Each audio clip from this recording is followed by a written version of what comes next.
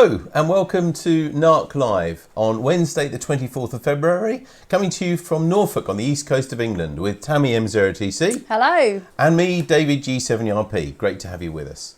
On tonight's show, we meet Ian Shepherd, G4EVK, Chair of the RSGB Board, Exam Quality and much more. A neighbouring radio club reaches an important milestone. And we find out who works from a shack like this. We have had a few guesses, but do you have any idea? We will accept late entries now online, either on BATC or on Facebook, if you think you know whose shack this is. But first, the club news. Now, like many other activities in the last year, most amateur radio clubs have had to stop physically meeting, but that doesn't stop them finding ways to keep in touch. From the start, James M1TES from the Lowestoft District and Pye Amateur Radio Club organised the Stay Safe, Stay Alert net twice a week, and tomorrow is a very special day as it reaches its 100th net. So earlier we called James, and first I asked him what it was the aim of the Stay Safe, Stay Alert net. The aim of the Stay Safe, Stay Alert net is just to make sure that all the amateurs in the local area are safe and well. As due to COVID and lockdown, it's just been tough on everybody, and I think it's a good way to communicate with people socially distanced. Yeah, but I mean, you had the foresight of doing this really early on, haven't you? I mean, the fact that you're going to be doing your 100th tomorrow means that you must have foreseen quite a lot. I mean, nobody really knew what was to come, let's face it, in the whole year. So what gave you the idea to do it? The main idea came, there was maybe a lack of use on the repeater, and I always wanted to do something to get more activity on our local repeater. So I think when lockdown was announced,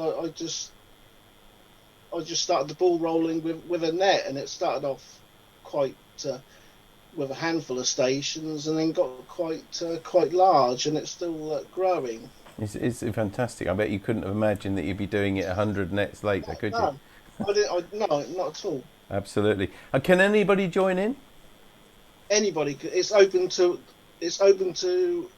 all. I mean, we've had stations from the Netherlands call in when there's some lift conditions. So it's mainly anybody that can access Gb3 Wireless, because it's not connected to a network of any sort. So that one's on 70 centimetres, isn't it, I think? Yeah, that's correct. And that covers what, broadly speaking, Lowestoft area? Lowestoft, North, and pretty much North Norfolk. We do have a station accessed regularly from Walcott, so it's got quite a big coverage area, which is great. Absolutely. I mean, in this year, in this strange year, people have been looking for indoor hobbies, and maybe like us in NARC, you've found that you've got a lot of newcomers coming into amateur radio as well, because it's been an ideal home hobby. Have you had many newcomers on the air coming on your net? We've had, I think, a handful of new licensees join us from the remote exams, which I think has been really good, and quite a few people were actually listening to the nets when they were studying for the exam. They couldn't wait to join us on the net and start talking. And even some new licensees who even had a go at running the net as well. When obviously there's days where I couldn't run the net, so they stepped in, and I think it's a good skill to have. Absolutely, it's brilliant. How long do you plan to keep running the net? I know we can now maybe see just a little bit of what the future might hold if everything goes well. Do you plan to keep running it though for some time? I'm gonna try and keep running it for as long as it's needed, because I think it's brought a lot of people together, and it's certainly brought activity in the area it's doubled activity in the area, which is fantastic. Right. Well, it's really good what you've done, James. Just to remind us what days you run it and what times, and about the YL repeater. The Stay Safe, Stay Alert Net I run every Monday and Thursday from 7:30 to 8:30, and it's always on Gb3 YL, which is 433 350 with a 94.8 CT CSS tone. Well, it's brilliant, James. We thank you very much for what you've done for the amateur radio community. Congratulations. Enjoy your 100th net tomorrow, and thanks for all you've been doing, and all the best as well to all the Lowestoft District and Pye members from us here at NARC. Best wishes. Thank you very much, and thank you to what you've done as well.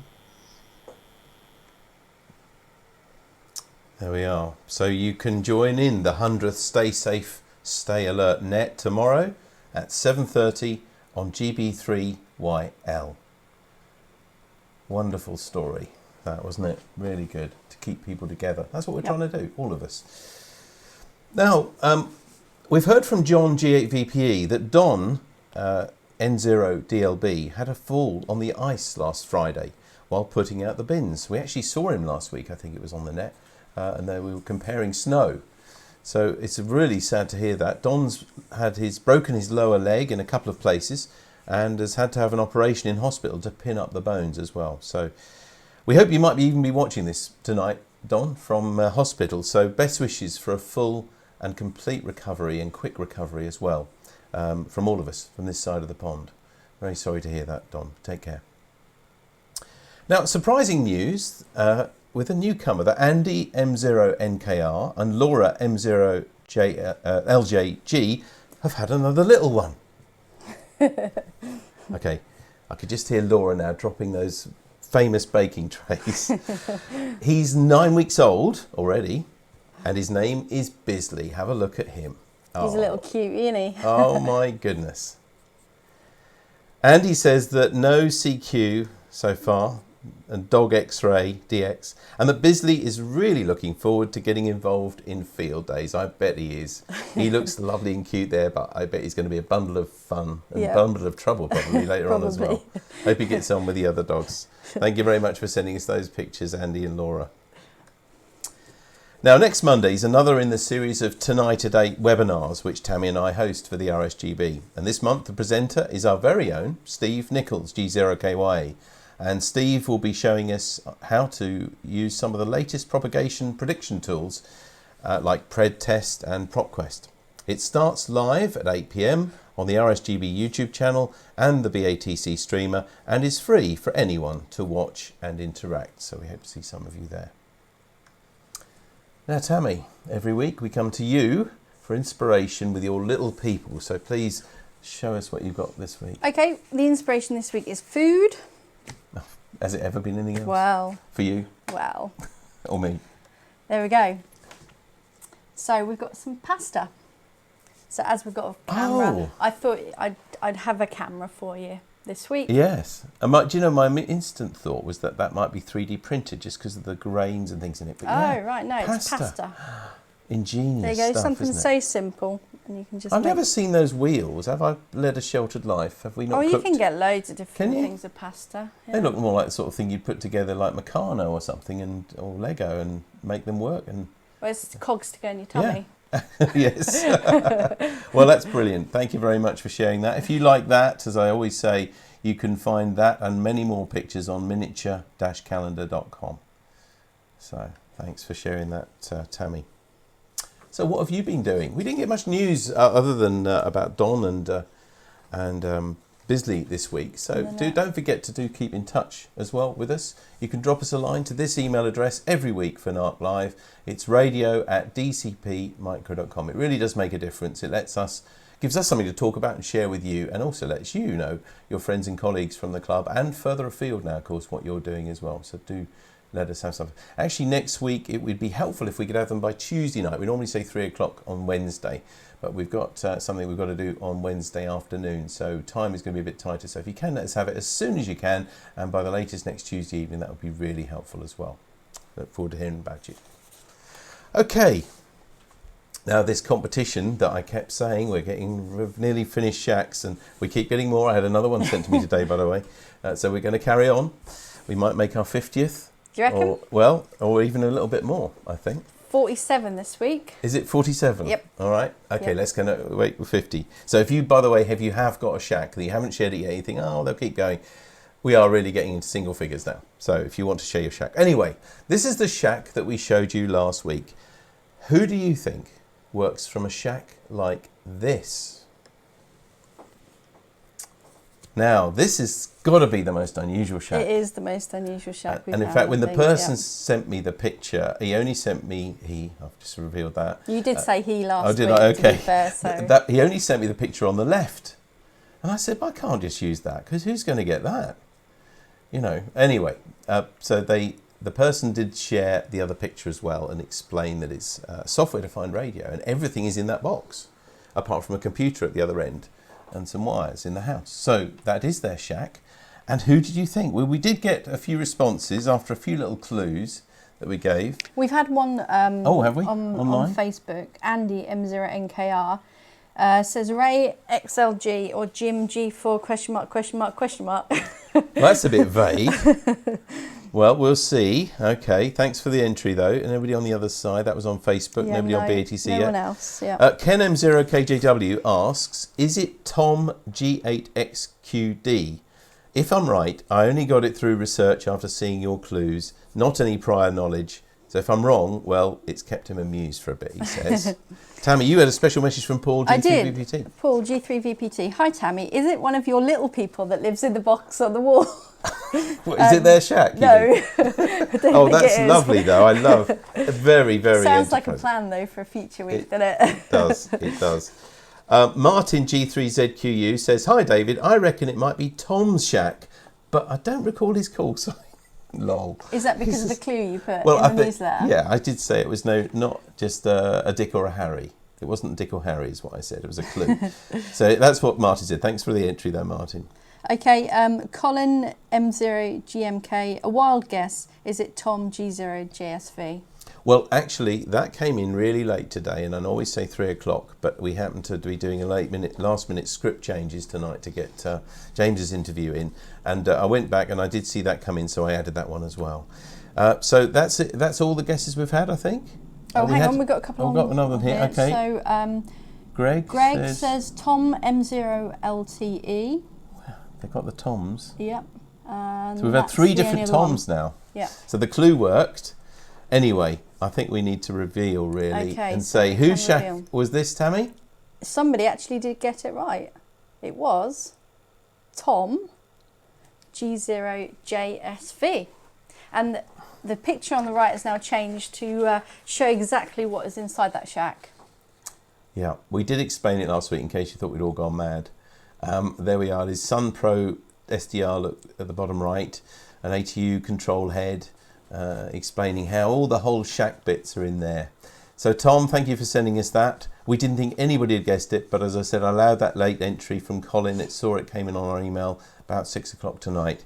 Very lucky. Normally we've just done the show by then, but the script, but that one got in. So well done to Colin, and well done to all of your other enterprising.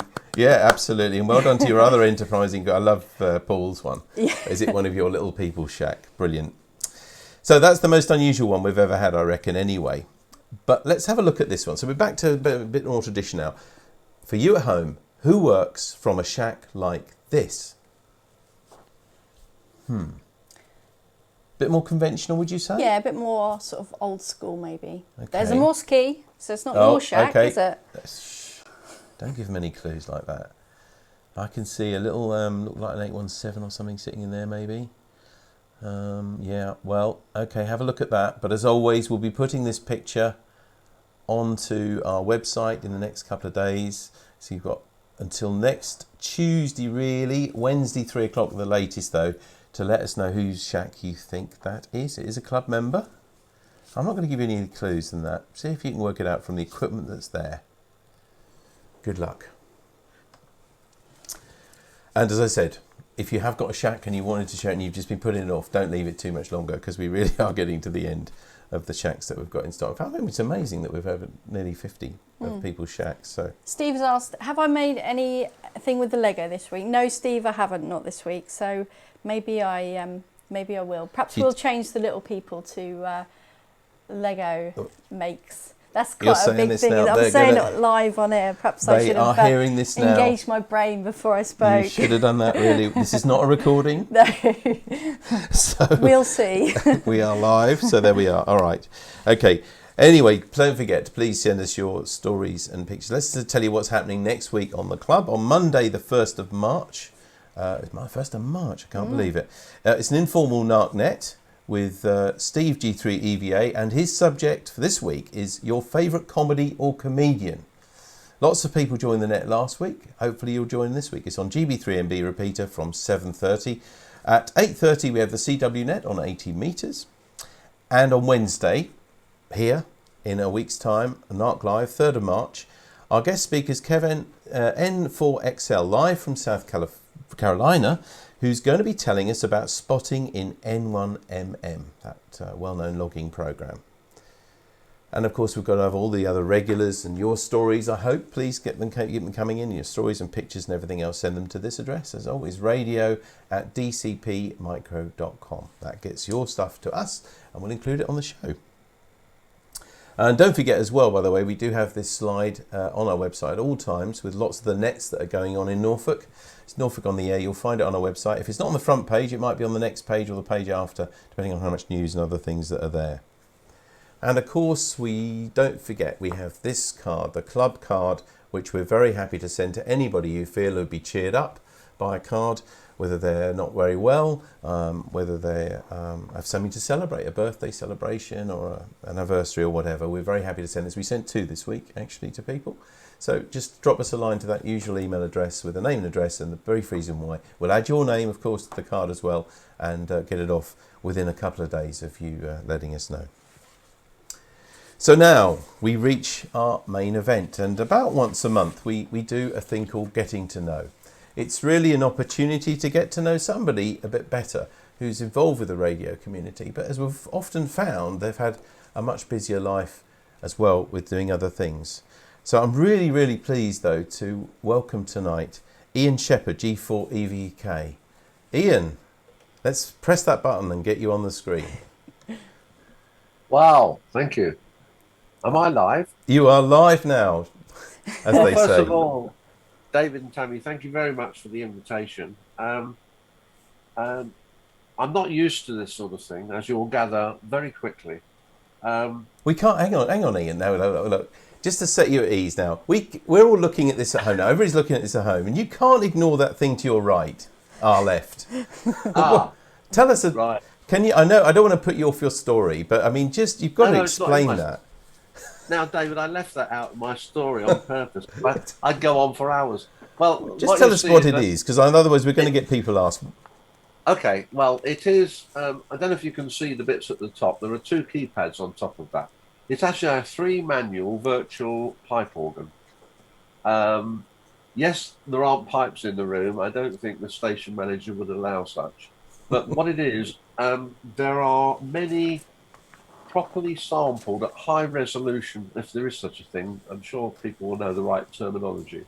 But people have gone around the world and have sampled every pipe in an organ, digitized it, and then there is several pieces of software. I use one from Italy, which put them together and map them to a keyboard. So I can play an organ. At the moment I've got 2 in there, one from Holland and one from, I think it's from England somewhere. And I can switch and I can say, oh, I'll play this tune, whatever it is, all on MIDI. And then I can say, I don't like the sound of that particular pipe. I'll switch to another organ. And I get all the pipes from another organ. It's absolutely really fascinating. I bet it is. So, and it's 3 keyboards. I mean, I've seen 2, but 3, it must be. And you can play that, I guess. Well, there's another one on the bottom, but it's not. You can't see it.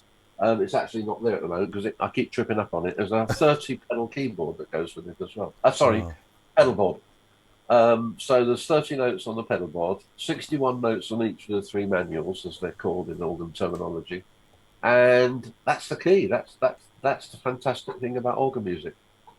You know, I claim to be in sort of good company because those of you that know Don Beatty, he is quite an accomplished organist, and I believe we have one or two others in the amateur radio community. Well, we do. We have, and because Don G3BJ, but we also have our own Roger Cook G3LDI, who did of course, yes, semi-professionally for many years. Although I've never seen him play more than one keyboard, let alone three. So. Anyway, Ian, I know it's a little bit unfair, but I mean, you know, they talk about the elephant in the room, but I thought I can't really let this go on because everybody's going to be, their eyes are going to be drawn to that keyboard and want to know a little bit about it before we go on. But look, Ian, so tell us how it started then. So amateur radio for you, where did it start? Righty-ho. Well, it started there. Now, a little bit of background. I'm not going to give you, you know, your life in their hands or this is your life, Ian Shepard. This is just a bit of. I tried to pick out the things. However, did I end up here?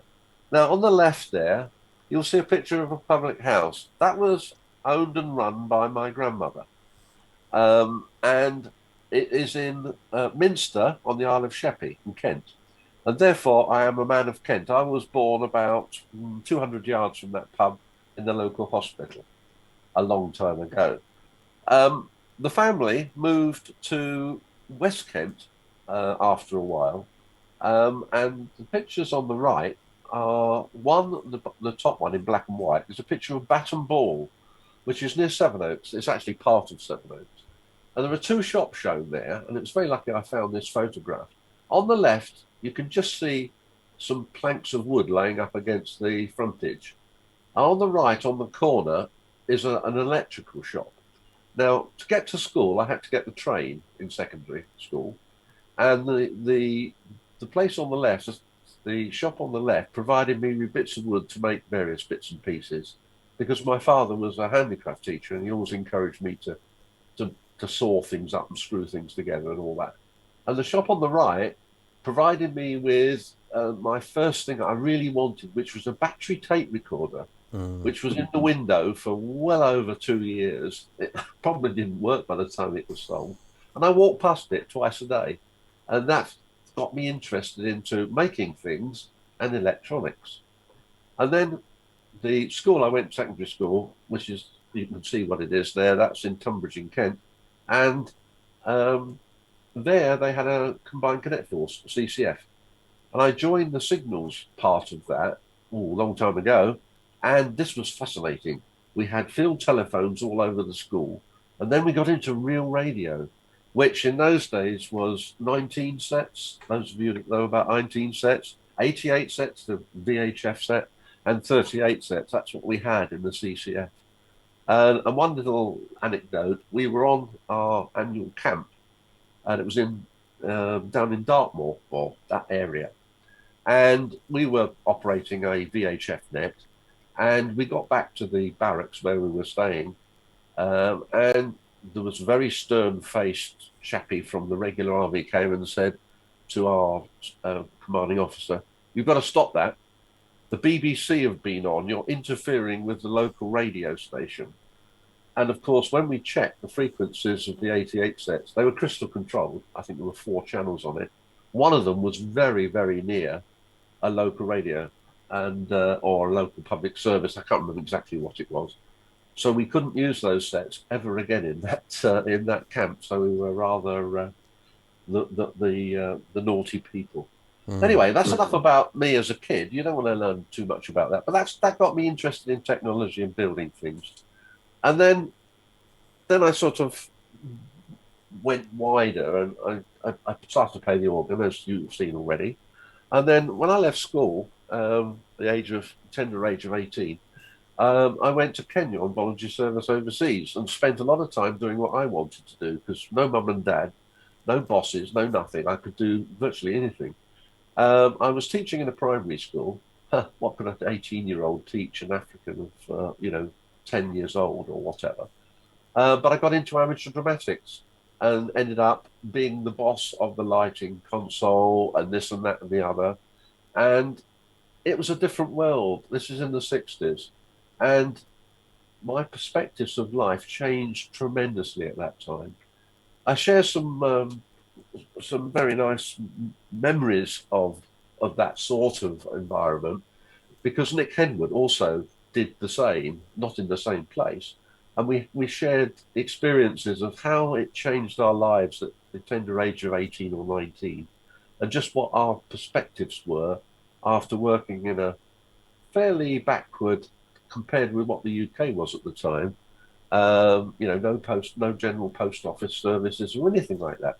And it really did open my eyes to the rest of the world. And then back to university, where I read pharmacy.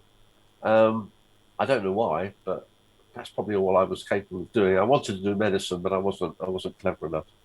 And then, as you probably most people have experienced, family, career, mortgage, all that stuff came along. And I ended up working for the Boots Company, more of that in a bit, and ended up on the Isle of Wight.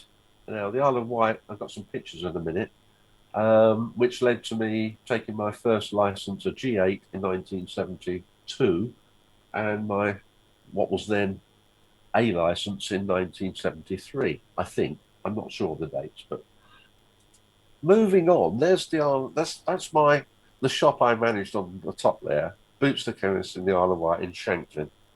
I think that's a more modern picture. It didn't look anything like that when I was there. And on you the right were a there, pharmacist there, Ian?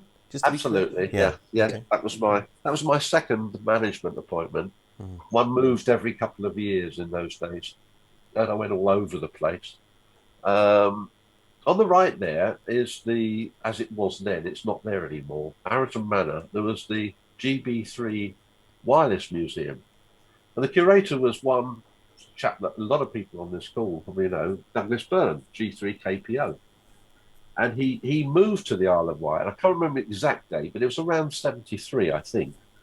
And sort of got in touch with actually the local optician, strangely enough, who was also an amateur. And he knocked on my door and said, there's a guy down the road who's got an awful lot of equipment in his house. And he wants some help sorting it out. And Doug Denny, the guy's name, the optician, and I went round to Douglas Byrne's house. In fact, the house was a hotel which he bought.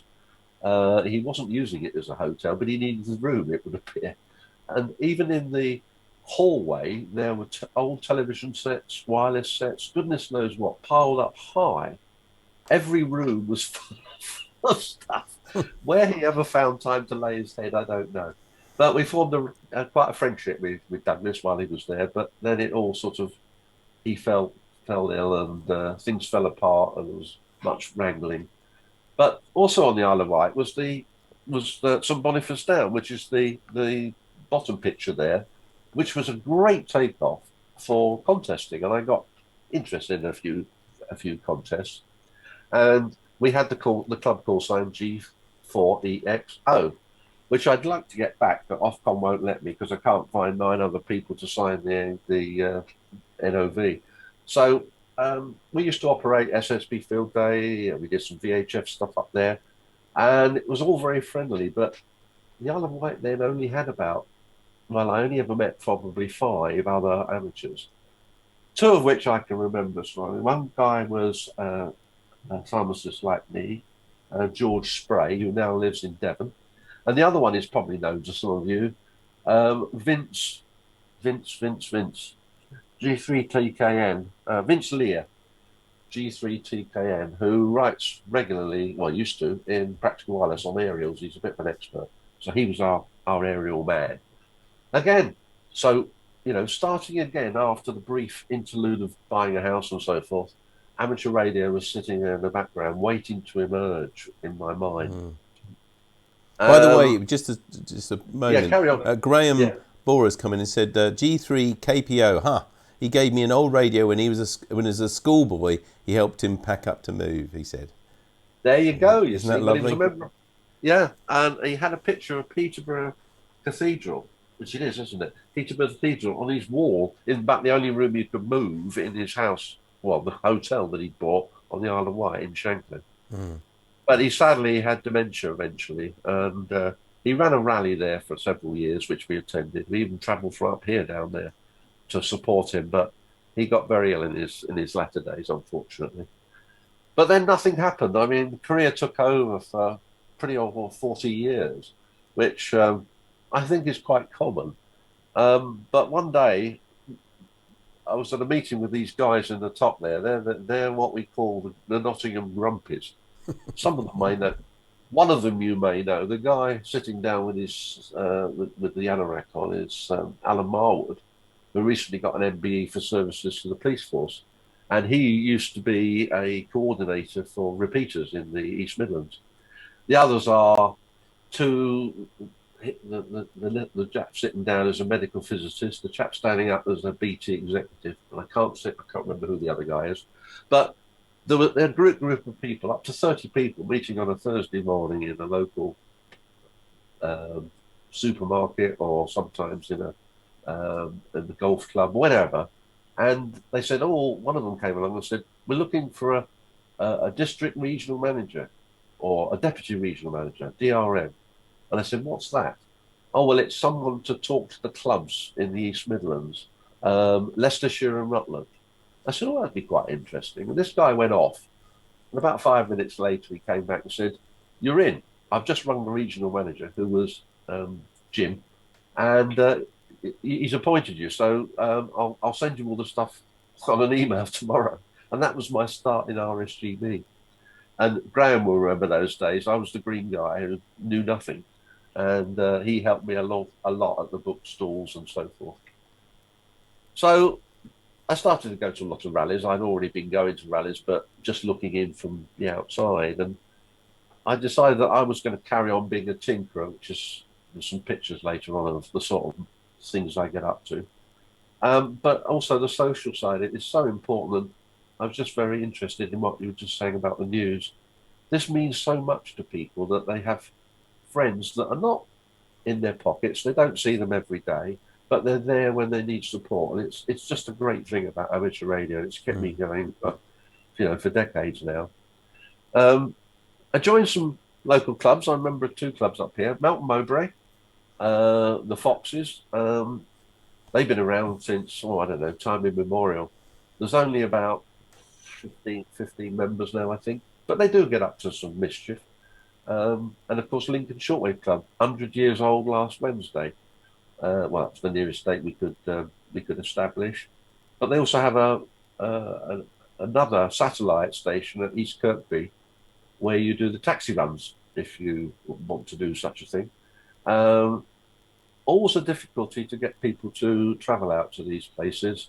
Some of you may have seen the news about HMS Belfast and Duxford, and the management teams that run those events.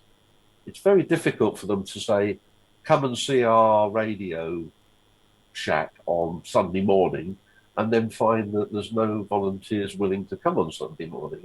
It's a very difficult balance of giving the service, but also being advertise it to the museum involved, such as we've had at East Kirkby. So I can sympathise with both sides, but it is very difficult.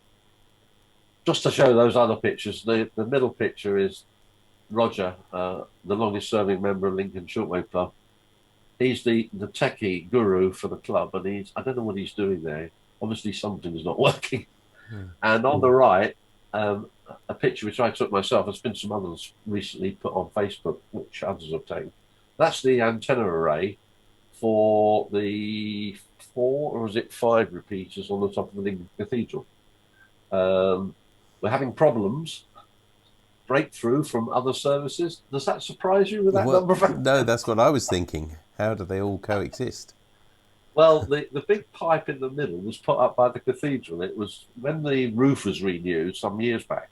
They put a proper mast in as part of the refurbishment, and we were there then. We were there before that was done.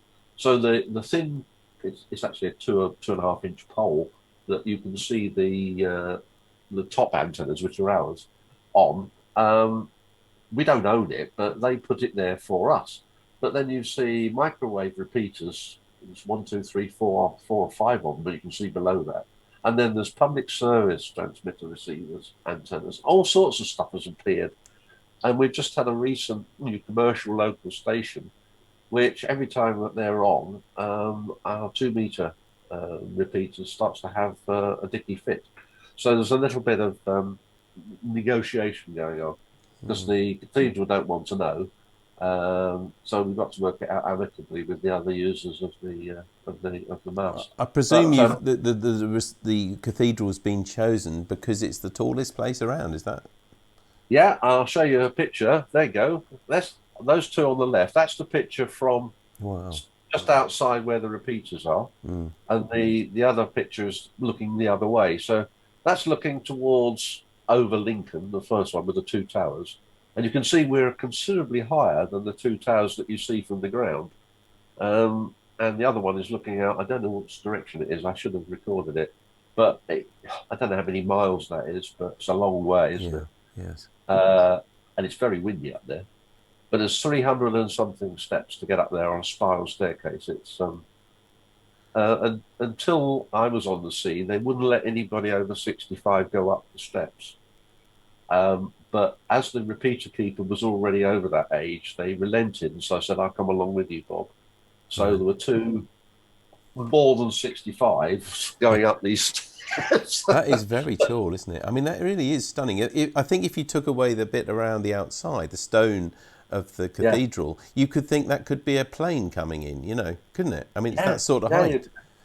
It's incredible. So I know the 77 repeater. I used to be very active mobile on 77s. I could get fully quietening signal to just north of Peterborough, which is some distance. Yeah. Perfectly readable.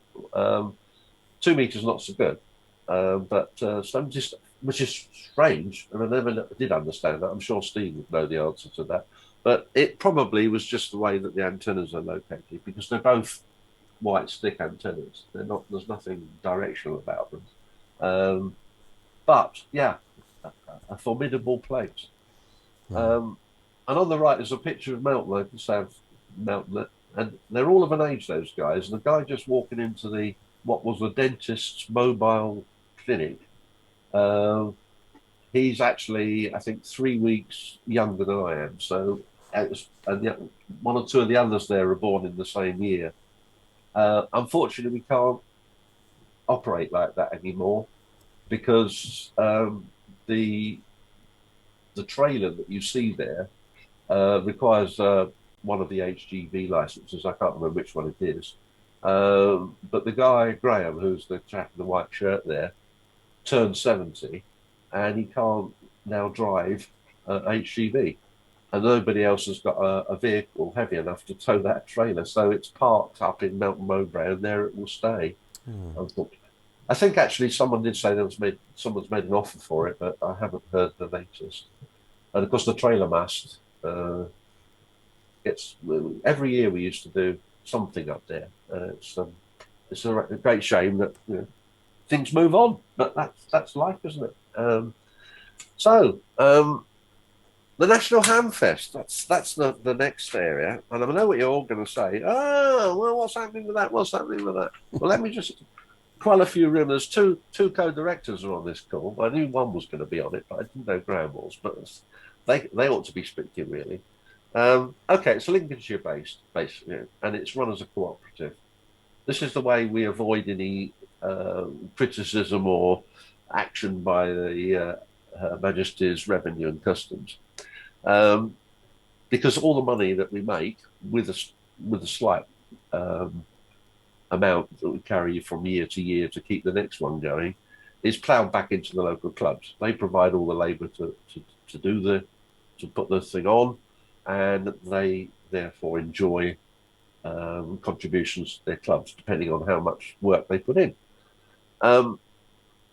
I had my arm twisted, as I say, to be a DRM. In a similar way, I was getting interested in the East Kirkby Lincoln Club thing, and I joined the club. And about a year after I joined the club, I walked up one Saturday morning, which was their usual social morning, and they said 2 of them grabbed me and said, "We have a word. Our chairman's just resigned because of workload. would you be prepared to take it over? And I said, well, I'm not even on the committee. They said, well, we can fix that. So I said, well, okay, right, that's fine. Yeah, if you really want me to do it, I'll give you a hand for a year or so. The first committee meeting, Pam Rose, who's been the secretary for many, many years, said, oh, of course, you know you have to run the Hamfest. What? What? You didn't tell me that. And it was traditional role of the chairman of the Lincoln Shortwave Club ran the Hamfest. But when I looked into it, it was all run rather well. It was run well, but some of the governance of it led us to be open to some criticism, shall we say. So I had to really look to get this sorted. So that's when it turned into a not-for-profit limited company with 5 directors, and it's run as a proper cooperative with audited accounts and so forth, so that they're public records. Anybody can see how much was taken, where the money went, and there should be no possibility of any criticism of somebody misappropriating funds. Not that there ever was before, but there was nothing on paper to prove it. So it gives you accountability then? Yeah, absolutely. There's a team of around 100 volunteers make it happen. There's just 5 of them. Who are they? There's one there from Waddington, another one from Waddington, someone from Lincoln Shortwave Club. I don't know where the other guy is from. But that's the whole, just starting out on the Wednesday morning when it all gets together. And it takes roughly 6 months to to put this show on. And now there is a question, what do we do now after COVID or as we come out of lockdown? It's difficult to know because our primary consideration is, the welfare of our volunteers and the people that put the show on. The traders that come and support us make a business decision whether they come or not, and we hope they will when we are able to run it, if we're allowed to do it by the rules. But we can't put any pressure on our volunteers, most of whom, as you look at that list there, are of an age. I mean, Barry on the right there is over 80. And, should we be asking him to put any risk on himself? He's a willing soul, and some of the others are. So we have to be a bit cautious about what we promise. And then if we don't get any volunteers, it's difficult, isn't it? So, I welcome any questions on that a bit later. Just one thing, Ian, before we move on from the Hamfest, because I'm sure most people realise that it has the branding as well, at least the co-branding of the RSGB. And as you're neatly in both camps very deeply, you can maybe tell us what the connection, the relationship is. What do the RSGB do for the Hamfest and what do the Lincoln Shortwave Club do? Yeah, please do. Well, the history is a bit vague.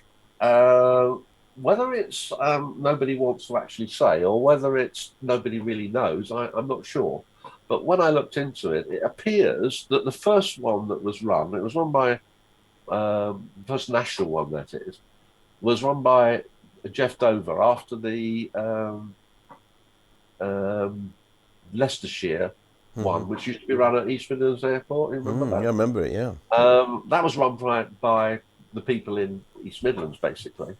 But the first national one, it appeared that the RSGB put some money in a pot and then approached a number of clubs, I believe, and said, who could run this for us? And Lincoln put their hands up and said, we'll do it. Now, there doesn't ever appear to have been any transfer of money. I think the deal was, we'll make this money, we'll put it in a pot somewhere. If you really get, short of money, well, we might give you something. But as far as I know, no money has ever been put into, actually real money, been put into the Hamfest by the RSGB. It's just completely separate and always has been. Now, if I were to have Mark Olgar on the call, I'm sure he'd say, oh, no, that's not. We gave someone so much money for this. I'm not sure. And it doesn't really matter because what we've done is created a model where the traders pay their way, that pays for the hall, and it pays for the tables, and it pays for contribution towards the electricity, all that stuff. People that come through the gate and support the event, that money goes to the clubs that put the show on, all the building of the tables, all the clearing away, all the this, that, the other, security, all the other things. And that model's worked quite well. The RSGB doesn't have any control. We have a sort of gentleman's agreement that they will have some stands. You can see one there. That's part of the RSGB presence because we believe it's good for both organisations.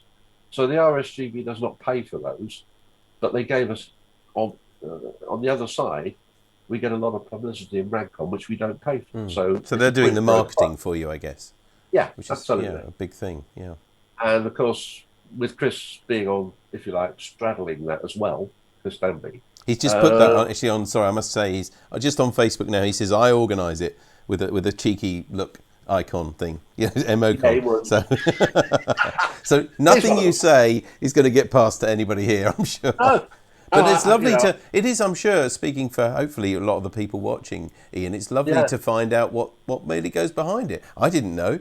I didn't know what the relationship was. So it's quite interesting because lots of us go to the Hamfest. We as a club normally organise a coach. Yeah. We have done for the last, I don't know, 7 or 8 years. Arranged a coach trip to it. So it's just nice to know what goes into it and how it's all worked. And it's nice to know that the clubs themselves, the people that put in lots of the work, they benefit too. Yeah, they do, the clubs. And of course, I think there's 5 clubs now, 4 or 5 clubs that get the lion's share. Waddington, Lincoln, Spalding, Grantham, although Grantham is getting older and their membership's changed. And it all comes together. And it would be difficult to see how we could change the model now. We've had several people say, "Oh, I'm getting a bit tired of Newark Showground. It's a bit tatty. That venue that you can see there it's a bit tatty on the outside. The doors don't lock and the toilets block and all that sort of stuff." Oh, well, why don't we go to Coventry? Yeah, well, where are we going to get 100 volunteers in Coventry? And parking for that many people as well. Well, yeah. I mean, I have a relationship with the Leamington Spa exhibition people, and I've got a price for it. But I thought, of the 100 people that we get from Lincolnshire, how many would drive all the way to Leamington Spa for 7 o'clock in the morning for over 3 or 4 days? They wouldn't do it. It's too much to ask. So it's difficult to move it. It may be that the RSGB wants to take it over. As far as I'm concerned, that might be a possibility in the future. But they show no interest at the moment. No, I don't. Well, it sounds like a wonderful relationship so far, Ian. I think everybody, every trip we've made to it, everybody's enjoyed it and everything. So, and it's just good to see there's still a major rally in the calendar because let's face it, when big events like Elveston, like Leicester, I remember when it was in the skating rink. Remember in the middle of Leicester and all those sort of things. When those sort of big rallies went, it needed someone, with a bit of clout as well. I think, as well as all those people in the clubs volunteering to put on a national event. So I hope it continues. I won't ask you whether you know it's going to happen this year because clearly you don't. I'm sure most people don't know at all. But let's hope it does. And if it doesn't happen this year, let's certainly hope that it happens back next year. Yeah, you mentioned, David, the Leicester one, which I used to go to, and I heard a story about that. Do you know why it was there, held in that particular place? Not in the skate rink, no. I mean, that was a lovely venue, though, but it was in the middle of Leicester, I remember. Well, the reason, it's not true, of course, but the story that went round was that they used to have a lot of thieves that used to go there and pinch equipment, and it was right opposite Leicester Prison, so it was a good place to have the rally. I haven't heard that one. Yeah, because right opposite was the main entrance of Leicester Prison. That came from some wag that I was. I'm sure. Yeah, I remember queuing round the block to get into that one. Yeah, it was. Yes. It was, very popular event, wasn't it? Can you imagine that many people right now, though, after the year we've just all had? I mean, that many people crowded in, together. Well, what we have in the Hamfest on the Friday, which is the peak day, we have upwards of 2,000 people in that come through that gate on the Friday. Yeah. Most of them at some time will be in that hall, and I don't think that 2,000 people in that hall. I wouldn't feel very comfortable about it myself. We've got to find out what the great public out there think. If they want to come and the risks are low, then let's do it. But at the moment, we don't know what the government's saying yet. They haven't gone that far. You know, if June the 21st is in fact the open everything and don't worry, you can have as big a meeting as you want. That gives us sufficient time to organise it. We know what we do. It's a well-trodden path, so we should be able to do it. But we have to wait and see. I think. All right, well, Ian, thanks for giving us so Okay. much insight into the Hamfest. Okay. Just if anybody wants to look, look up the company's house, National Hamfest, Lincoln Limited. It'll tell you there what sums of money go in and out of it, and it'll answer most of your questions, I think. Okay, so now something completely different.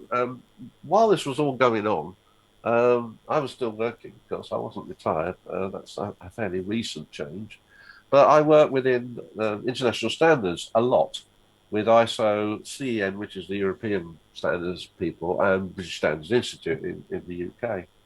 And I worked for many, many years on healthcare records and medication identification standards for the world. And doing that, I came into contact with all sorts of government agencies around the world, the World Health Organization, the Food and Drugs Administration in the USA, the Japanese, I can't remember what the piece, Pharmaceutical Management Agency, I think we call it, and of course our own Medicine Healthcare Regulatory Authority. And you learn a certain sort of way of as was then, face-to-face meetings and how they're handled. And I thought, maybe I could use this for something else, because this went on for 15 years plus. And latterly, I was working in the NHS Information Standards Board, which was a group of supposed experts, although I don't count myself very expert, working on, we want to do something for recording a patient name. That's one of the standards we work on. So that everywhere a name is put into the NHS records, it has to be in the standard form. So we always know what data is there and what it represents. And that was done for 1,001 things. That's why you've got an NHS number, which is linked to your name, which is linked to your GP, which is linked to your this or that or the other. And all that work was done in the central group, which there's a message there, which when it started, it had about 70 or 80 people, which used to meet near Birmingham Airport in a very big room, a big square table with 70 people sitting around it. I kid you not. It was a huge table. It must have been 50 yards long. And we all sat round and everybody would dump in and say what they thought about, for example, the NHS number. And it's basically we never got anything done because 70 different opinions in a room, you're never going to get agreement.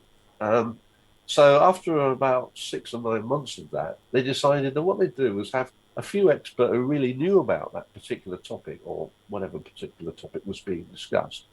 And they'd meet privately in a room, come out with a proposal, and then put it out digitally, on email or whatever as it was, and get agreement or not. And that is the method they now use. And that, of course, is how we and the small stuff we have in the RSGB work. I didn't know it at the time, but it does mean that experience in working, in a small group, and the small groups working up to the top works much better than trying to get everybody involved on day one and everybody disagreeing, because that's what you get when you get other people.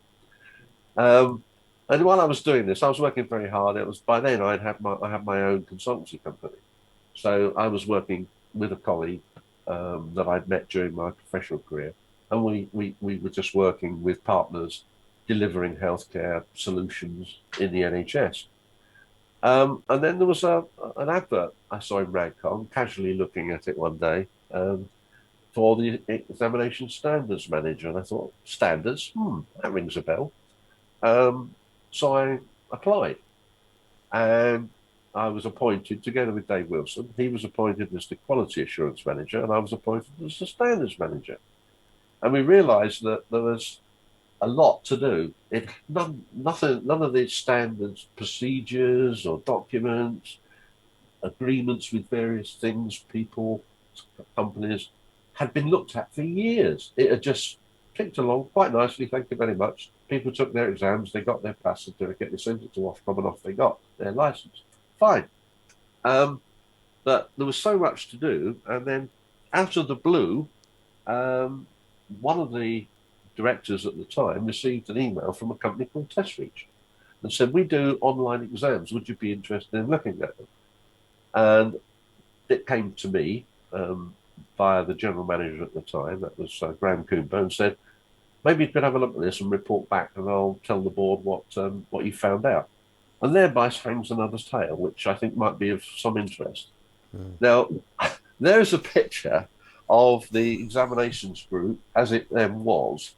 There's Phil Mayer, the older guy sitting down with a tin can in his ear. Yours truly on the left there.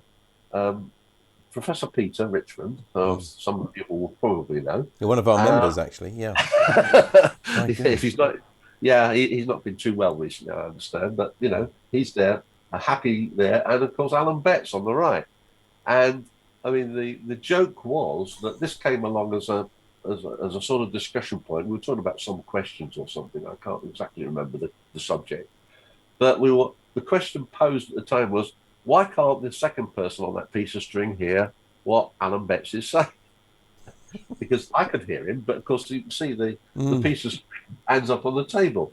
And this occupied probably a couple of hours of debate about why radio is so much better than the old ways of communication.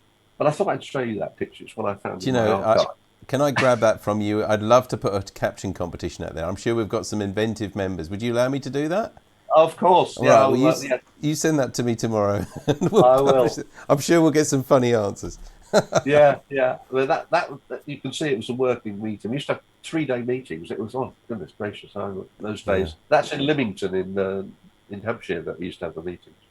But that was the EG at the time, and now it's far slicker, and everything is done a little better. So back to TestReach, and the job I was set was to go to the market and see who does online exams, and that's just a picture I pinched from the project proposal that went to the board. Wow. With all the companies that were then involved. Now, most of those were contacted, and some were examined in terms of what do you do and how do you do it and how much does it cost and all that. But I think you'll see from the two young ladies at the bottom left that the choice was easy. Sheena and Luella, actually they're the wrong way around. Luella's on the left and Sheena's on the right.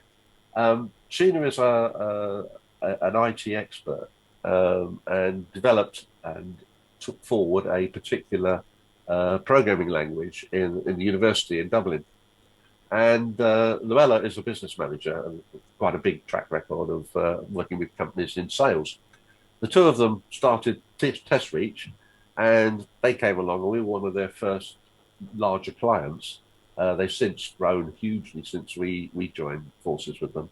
But what they produced was a workable pay-per-use cloud-based solution, which is exactly what we were looking for. Because we had a system which was a fairly old computer sitting in the back room in Bedford, which had to be maintained. It regularly had a hiccup and went off. And when it went off, nobody could do an exam because the exams were all done on paper. That system was responsible for printing them all the papers. Then they had to be sent out. And if it had a headache, they couldn't be printed. And so people had to be delayed in when they took their exams. Now, there is no computing as such in HQ at all. It's all booked online. The online servers are in a secure location under TestReach's control, of course. And we simply pay them a fee fixed for every exam that's taken. We don't have to worry about staff. We don't have to worry about anything. It just happens. We have some headaches and some issues, but largely they've all gone away now. And we wouldn't be able to do the large number of exams we did this last year without this. No. We would have been really, really struggling.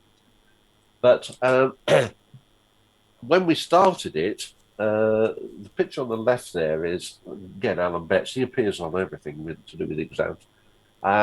Some of you will know Dave, sitting down there, sadly passed away a silent key some years ago now. Dave Powis, I think some of you may know Dave Powis. Obviously, there's Dave Wilson standing up, and the guy on the left there is from the ATC. And they were set an online exam with a remote invigilation from Test Reach, which is something they've always done. So that Test Reach were watching these people taking the exam via their cameras on their laptops. And the invigilators know what to look for. And Alan Betts was desperate to fool them that he could find out the answer by looking on the internet or picking a book up or looking on the floor or something without them noticing, because he didn't think it was possible to do a proper exam if the invigilator wasn't in the room. He was proved sadly wrong because Dave was on the phone to Test Reach while this was going on and said, "You see a guy in the white shirt there? He's acting very suspiciously. I think he's looking at the answers." And these people are trained to look, know what to look for. So it was a bit of a turnaround that day, because Alan said, "I think this is rather good." And of course, what we've done recently is to extend that to our own volunteers doing remote invigilation. And the guy on the right is the first person to pass his full exam using the online system. You can see he's passed because he's smiling. I think 3 out of the 5 passed it, and that was done, not Runcorn, I can't remember where it was. Yeah, that was relatively, in the last few months, wasn't it? Because the full license was the last one to go online. No, actually, wasn't it? We did full first. We did full licenses first because the number of applications was very low. Oh right, yeah. And actually, as far as the system is concerned, it's no more difficult to run the system for a full than it is to run it for a foundation. So we ran it for full first for about 6 months to prove that it actually worked, and we didn't have fun. I guess I'm mixing it up with the remote invigilation that now we've had to totally rely on, because those people are obviously doing it together with an invigilator in the room. Yes, they are. Yeah. Dave was sitting at the front, Kath Wilson was sitting at the back, and I went because it was the first one we'd done, where it was a real live exam and not just playing like the guys on the left there. So I can't see the string either on the one on the left. No, it's pretty good, isn't it? That was our regular venue, a regular hall for EG meetings down in near Milton Keynes. It was somewhere we used to meet 3 or 4 times a year. Of course, we haven't met, or I don't take part in it now, but they met 3 or 4 times a year, every year, and they do the changes to the syllabus and so forth. There's just been refreshed. They've got 2 new members, 2 young members, just joined what's now the Examinations and System Syllabus Review Group. It's got a long title. And we're hoping that they will be encouraged to use modern techniques, because I think it's worth mentioning, people won't know that the test reach system, we're not restricted to just having multiple choice, get the right answer 1 of 4. Which is what we use. That's what it still is. But there are 26 other types of questions that you can ask on Test Reach, such as fill in the blanks, or which part, what's the label on this diagram that's missing, or anything like that. All these other things which you can't do on paper because they'd be very expensive to mark, but on a computer system, they don't cost anything to mark. It's instantaneous. So we've tried a few. There are none in the official exams yet, but watch this space. We're trying to trying to get the exams up to date. Can I put you on the spot and ask what I'm sure some people are going to be thinking now, is that when clubs are able to act again, and when we will be able to have groups and training courses and things, and people then doing exams, do you think the RSGB is going to go back to paper, or will you be now trying to get everybody and all of the clubs and groups that run exams to be doing it online like this?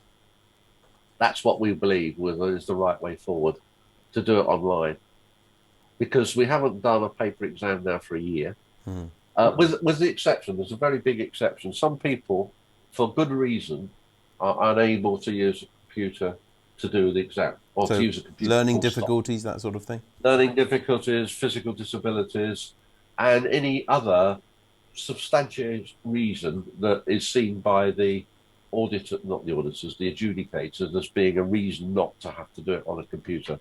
In those cases, paper exams will still be supplied at the same cost. The fee that we come to. there's a lot of work involved in producing a paper exam, as you can gather. They have to be printed, they have to be checked, they have to be posted, they have to come back to HQ, they have to be validated on a computer, marked by computer, and so forth. Whereas the online exam, we pay one fee to test for each, and it's all done. A lot of work goes into the background with creating the question banks and the right answers and all that stuff. But once it's done once and used many times. Whereas paper, it's used once and you've got to do the next time it's a different paper. So it's interesting because the last course we ran, the last exam we ran, Ian, we offered, but the choice, we offered people, they could have paper or they could have computer online, all being invigilated by us, actually in this room which we've now converted to a studio, ironically. We had around about, I think, 70% people wanted to do it online on a computer, but about 30% just wanted to do traditional paper.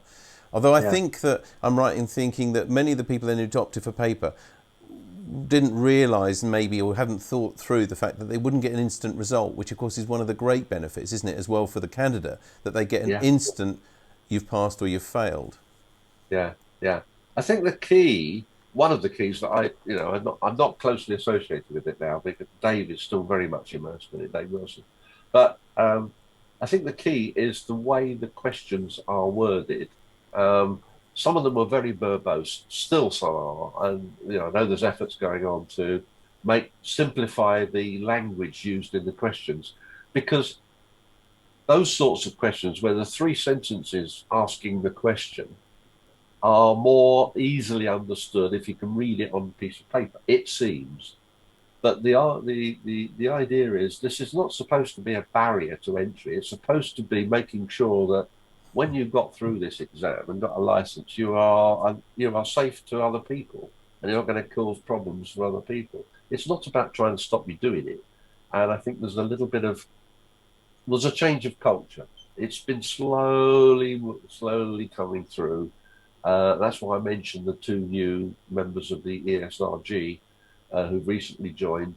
They are, I know, influential in trying to look through what used to happen and say, well, we're changing the way we do it. We're changing the attitude towards new joins.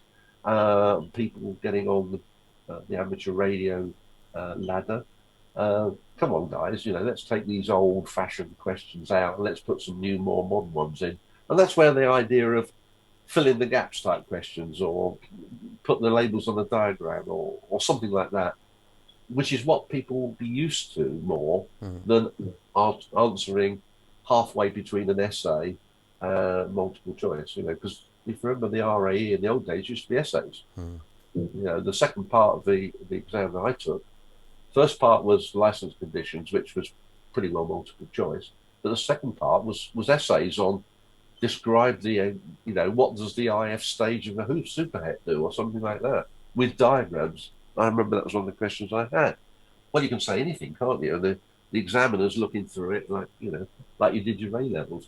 Not like that anymore. So I think the answer, in brief, is there is a will to do it on computer because we can do a lot more. We can simplify much quicker and we can make it much more attractive to the candidates so they get an instant result. It's not a huge barrier, and we build those people interested in amateur radio. And you'll have seen the consultation that went out last week about those that work in technical industries, particularly that's or university departments, or people who've got very much experience on technical matters.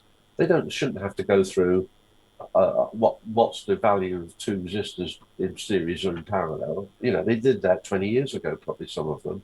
It's an insult they see. So can we cut out all that stuff and just ask them the stuff that they really need to know, that Ofcom will be satisfied that they're not going to cause interference.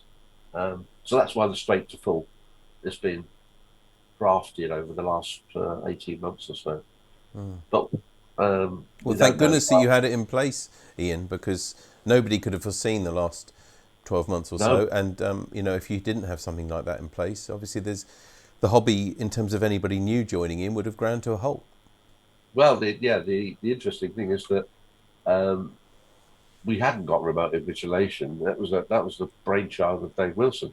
He thought it up. He rang me up one morning and we had a chat about it. I said, "Oh, I don't know. What do you think Ofcom would say about that?" "Oh, I don't know. We'll ask him." So we did. We just asked them. They came out and said, "We don't see any reason why not." And that's the usual government reply. If there's no reason why not, you can do it. And within about 3 weeks, it was up and running. I know. And we had. I think after the first weekend, on the Monday after it was launched, there was, I think, 600 applications, something like that. It completely took over Ray and Carol, who run the exams, and they couldn't cope. So we had to somehow put the brakes on, which was very difficult. But we've had, how many? I can't remember. It's over 2,000. No, more than that, sorry.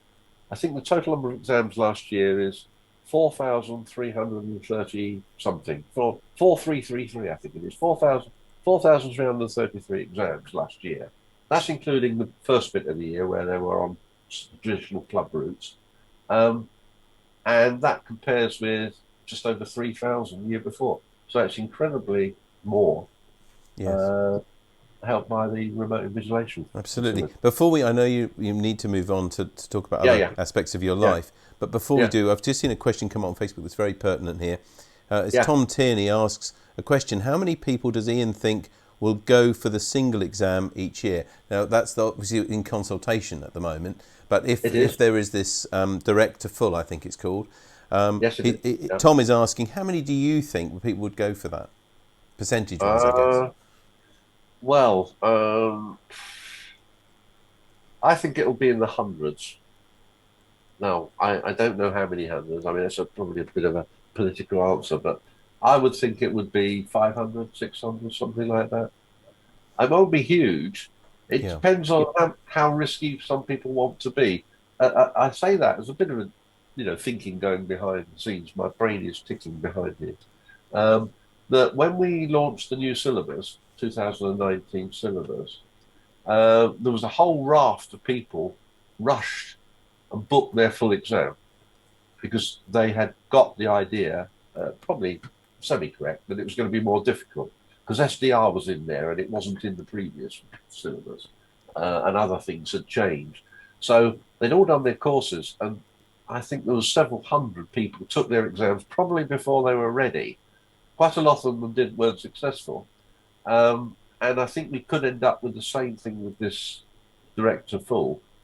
That's why the consultation is there, because Tony Kent, the guy who's running it, I don't know how many people know him, but he is a professor of physics at Nottingham University, and he actually he's part of the university examination system in Nottingham. So he does know what he's talking about. And I think he's more concerned that people will try and take it as, I pay one fee and I'm only going to sit down for, I think it's 2.5 hours, and I can get my license. That's true.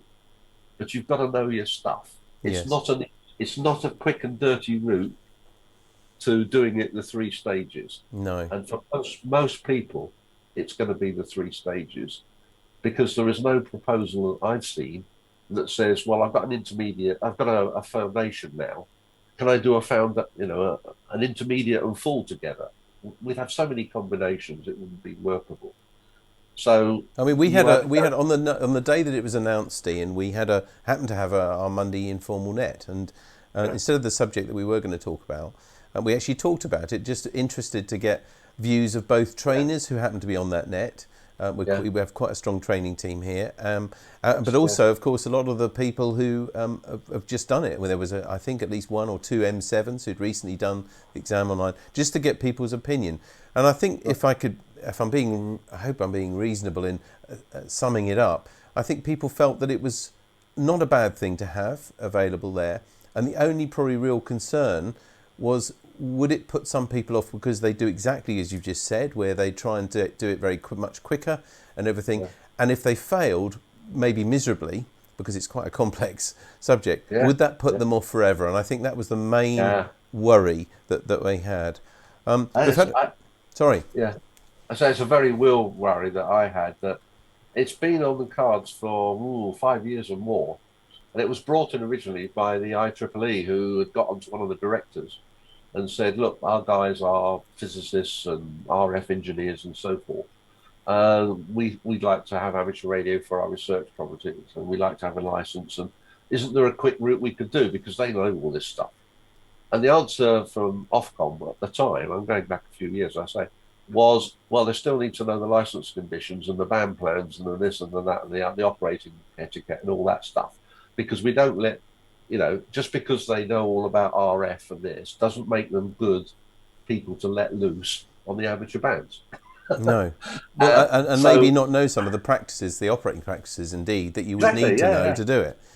Yeah. So that was their worry. So I suspect I've seen the syllabus because it's been published, but I haven't read it in detail.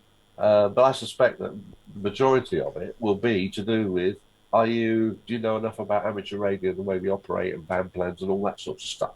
I don't say there being a question in, using the transistor as a switch. I can't see why a physicist would need to answer a question on that. But I don't know. I'm not the expert. No, but it's wonderful that you are being so candid, honestly, because I think it's nice to hear how somebody who's been so much involved with the standards and the online exams and everything. I'm sure people are finding this really interesting. Got a couple of questions, if I can just... I know you want to move on with it, but they're relevant to this.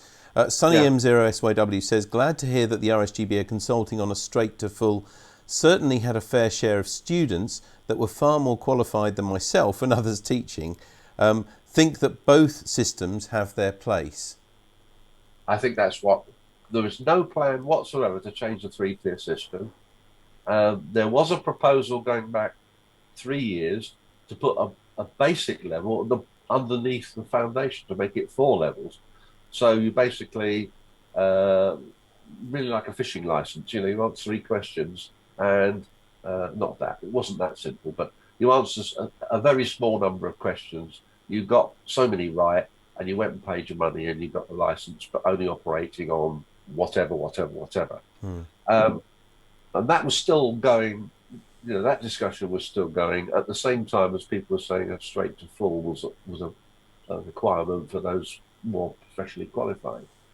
The bottom tier below beginner's licenses, I think it was termed, sort of faded into the distance when those that were possible candidates for that were offered the remote invigilation. Hundreds and hundreds and hundreds of them have taken the exam and passed it and got their license. They got their M7 now. What would be, I think it's rather like, opening the door after the horse has bolted rather than closing it, because we seem to have, we've fulfilled that request by remote invigilation, by the number of training courses that have been done remotely and so forth. And there doesn't seem to be that call for the bottom level, the beginner's license. However, there still is the call for the straight to full, for the professional user. And that's why the 3-tier will stay, and this will be an alternative, not the only way. Yeah, I'm glad you've clarified that, actually, Ian, because I think there's a comment here from Chris G4CCX says, why can't you just enter at the level where you feel competent and competent, he says. And I think maybe we should just realise, and just again to clarify for everybody watching who didn't hear us announce this on NARC Live and maybe hasn't seen this in Radcom and other things, that the RSGB at the moment are consulting everybody on the idea of whether they should offer, as well as the 3-tier level as it is at the moment, whether they should offer a direct to full license for those who feel technically competent and know all of the things needed to pass that. It's just a consultation, though. We should say this. So please, there's a couple of people getting a little bit annoyed, and I can see from exclamation marks and all that sort of thing on there. It's just a consultation. And what if I may, on your behalf, Ian, just ask everybody, we'll put it again in our newsletter this week. If you have a feeling on it, and a strong feeling, either way, you don't have to be an RSGB member to react on it. Please make your voice known, whether you think it's a good thing or a bad thing, and take everything into consideration. What I will do in the newsletter and on our website in the next couple of days, I'll put the link again to the RSGB, which explains the consultation fully, so people can be fully aware of the facts before they let them go. Well, that's all right. I mean, there's a lot of other people saying as well they think it's a good thing. Actually, somebody on Greg, who I think is on the board possibly. Greg Fenton has said... yeah. He's put a link, in fact, directly on it on the Facebook. But I'll make sure that it's fully accessible to everybody on the Norfolk Amateur Radio Club website in the next few days. Someone has actually, Neil Whiteside, I think Cambridge, Camhams, I think he's from. He's put one of the December 1976 RAE. There's a link to one of those, so you can have a look at that. Anyway, there's a lot of other. I know we're here to meet you and talk to you, but it is, I say, it's been wonderful that you've got such an insight into this. So thanks, Ian. I'm very passionate about the exams because that's where I came into the RSGB, really. Of course, the fee has not been fixed, so bear that in mind. And the other ideas, which I've seen one or two come in, I haven't seen the consultation, of course, but the one guy came in, I don't know where he came from, said, why don't we have one exam, and depending on what score you get, depends what license you get.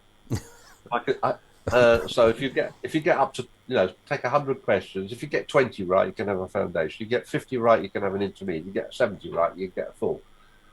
That rather defeats the object of what our educationalist colleagues would say, because it doesn't work like that. It is. But do you know what's nice? And I'm going to pick someone out now, just finally on the final word on from social media.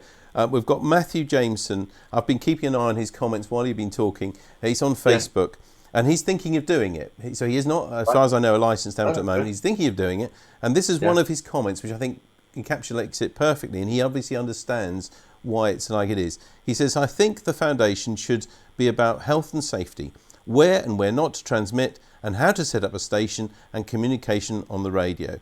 The next should be about the maths and other stuff. Maybe it would help to get the numbers up and help, etc. And of course, that is more or less the structure, this 3-level structure that we've got at the moment, isn't it?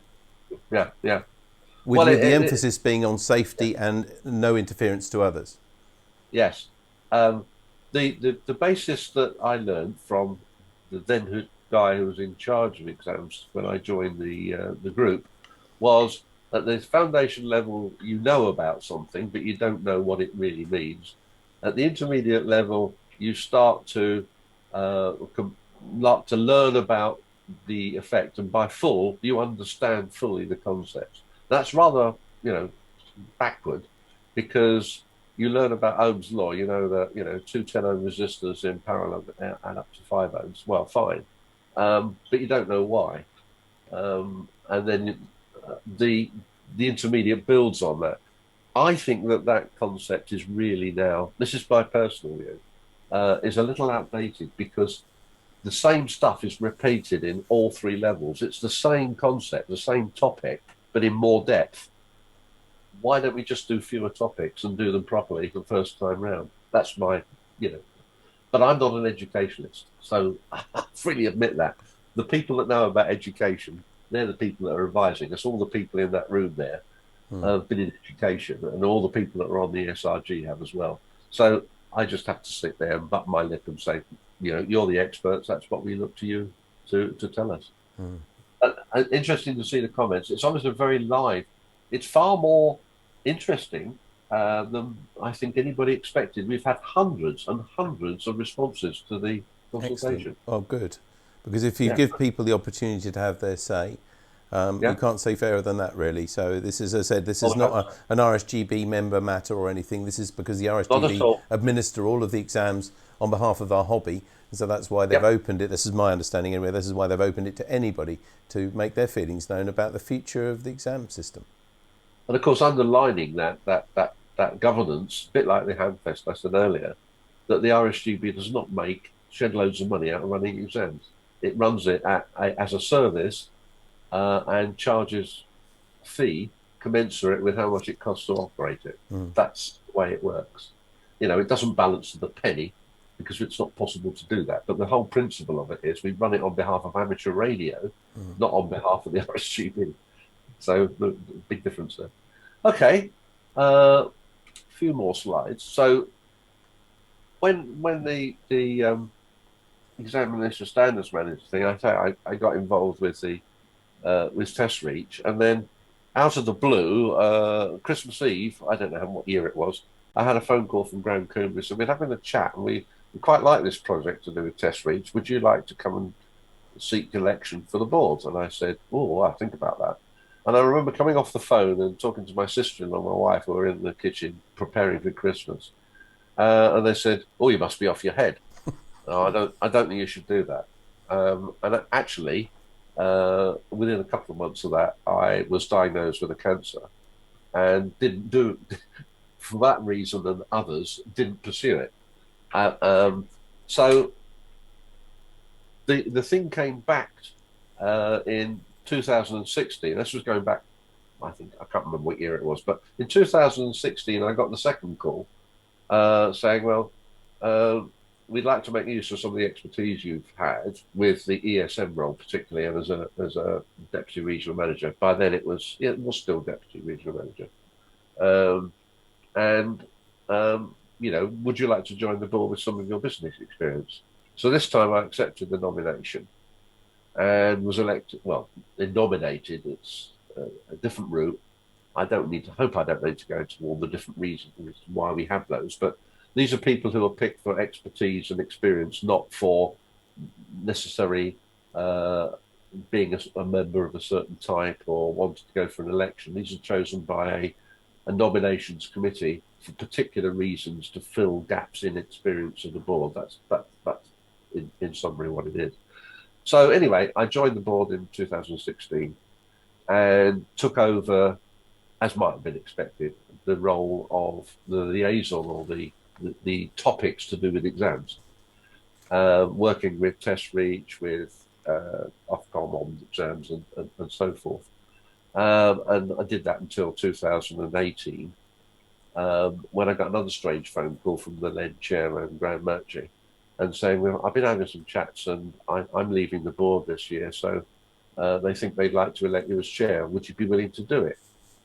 And I sort of said, well, it's a bit of a surprise, but it was a surprise. And I said, yeah, please, I'm privileged to be asked. So from 2018, I was elected as chair. But there's so much that goes with that. And, you know, the experiences I had before I got anywhere near the board, as a DR as it is now, or DRM as it was, the examination standards manager. I was also one of the first two legacy fund trustees. Come back to that in a bit. But I learned that there's an awful lot of noise. There's an awful lot of complaining, which you'll get in any organisation, big or small. But some people seem to have a culture of, well, if we make enough noise about it, it'll be true. And that really does drain voluntary resources. Myself and the rest of the board, all the committee chairs, all the regional representatives, the district representatives, don't get a penny piece for doing this. They do it in their own time. They put so much effort into amateur radio in the UK. And it really is rather, well, I don't know what the correct word, but it does make me angry from day to day that why are you saying these negative things? It doesn't help anybody else. It's really just yourself letting off steam. So I suggest before you let off steam, put the phone down, shout at the mirror, and then pick the phone up and have your conversation. but unfortunately, that would be, you know, it wouldn't happen. So the sentence, you know, the RSGB should do whatever, or the RSGB must do blah, blah, blah, blah. The sort of culture, and I don't say it's new, but I believe that the lockdown has not helped, is that there's a sort of somehow belief that the staff, of which there are only 15 individuals, about 10, 11 full-time equivalents, it's quite small, that they don't know about anything. They do. They know about everything. They're professionals. These guys know their jobs. They do their jobs on a daily basis. And any of you who have met any of them for particular reasons will know that. And to have them criticised, mutter, they're just hollow vessels, and really, really just have a little bit of respect. Because, yes, they get paid, the staff, but they're very carefully selected. They work very hard, and they've got your interest as a member top of their list. They really have. I've worked with them now very closely for 4 or 5 years, and we're extremely fortunate in having the staff we have. So my publicly state that whenever I get the opportunity. The other thing that I'm aware of, and I put it under the heading learning because it is me learning every day, the big picture of where amateur radio fits into the world at large. We've seen the remote invigilation success. We're talking to all sorts of other organisations who are talking to us. And I'll pick one out in a minute. I'll come back to that. And sort of the highlights that we're able to do. Those of you who've seen RADCOM, seen the number of contacts were made by the Get on the Air to Care. 35 million. And that wasn't us that researched that. That was an international research organisation came up with that figure. That's absolutely vast. That our partnership with the NHS to provide care and support via amateur radio or using amateur radio, just like you were just mentioning that you're doing, and other clubs are doing around the country, is just brilliant, absolutely brilliant. And someone to ring up and say, "Oh yeah, but you didn't do this or you didn't do that," really does anger me. Just coming back though to be positive, the legacy fund. We have got approximately, give or take, £190,000 sitting in a pot, which we got a bequest of £175,000 5 years ago now from G4EVK or the executors of G4EVK. Without any strings, we could use it for the benefit of amateur radio in the UK. And we struggled to find projects. I received proposals for projects to spend that money, and it's still sitting there. We've done a number of projects. We did one with Cambridge, a remote access radio station. We've done various small projects of £10,000 here or £5,000 there, but there's been no real spend of that money. And I would desperately like to have something that we could attach to that legacy spend and say, we really changed amateur radio in the UK by spending this money, which was given to us by this guy 5 years ago. We now have a new chair of the Legacy Fund, Emily, down in Kent. She's got some new ideas. She's already started her own charity in the local area in Kent. And I'm hoping that that new thought process will encourage people to stick a request in, give her a call, or send her an email and say, I'm thinking about doing this project. I think that a lot of people will benefit. Would there be any chance of any money? And she'll talk it through with whoever.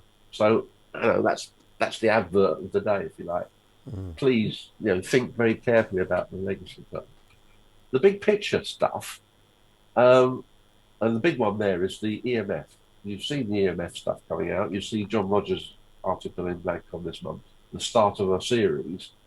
There's been a number of worries, and quite justifiable worries. Oh, this is going to kill amateur radio for good. No, it's not. There will be things to do for some people, but the majority of us won't have to do very much. But the team we have working on that is international.